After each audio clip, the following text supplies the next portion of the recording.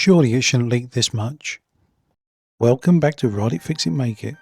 Coolant leak diagnosis. As you can see, the bike is ready to be diagnosed. I'm going to remove the fuel tank and put it away into safety.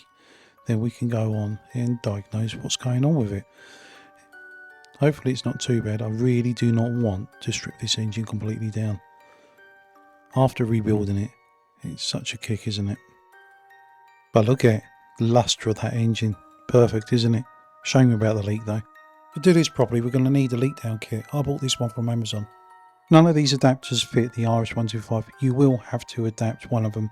I use the largest one and put it in my lathe and just take a few millimeters off so it fits inside the hose. This pressure pump works pretty well as well. It's got a gauge on it and what can I say? It does the job. Common sense really. Ensure you've got no coolant left in the system.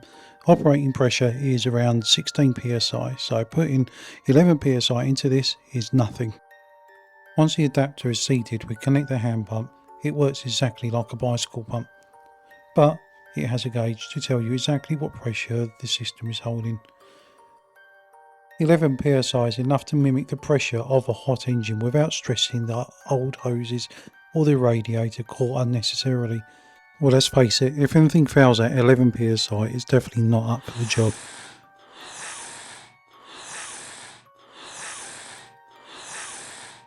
I can't emphasise this enough. Do not put too much pressure in the actual cooling system. You don't want to cause any more damage. Once you've got 11 psi, spray everything, all hoses, all the connectors, anything that is on the cooling system so you can rule it out. Then once you do that, move on to the engine and spray the whole engine. You can see the core plug there, that's why I suspect it's coming from. So let's go give that a little soaping up. There you go, as I expected, it's leaking. Before anyone asks, this is not the water pump. Please subscribe, like, share and comment below. Now we've located the leak, we need to try to fix it. And to do this, I've been recommended a few ways of doing this. One option what keeps going around is to plug it with some araldite and that'll be it, fixed for a while. It's been known to last quite a while as well. But I probably will try to do something a bit more mechanical. My choice of preference would be to remove the existing core plug and to install a thread where the core plug was. Once I've done that, I could put a bolt in that and use some Loctite or some araldite to fix it in permanently. I'll probably use a stainless steel bolt.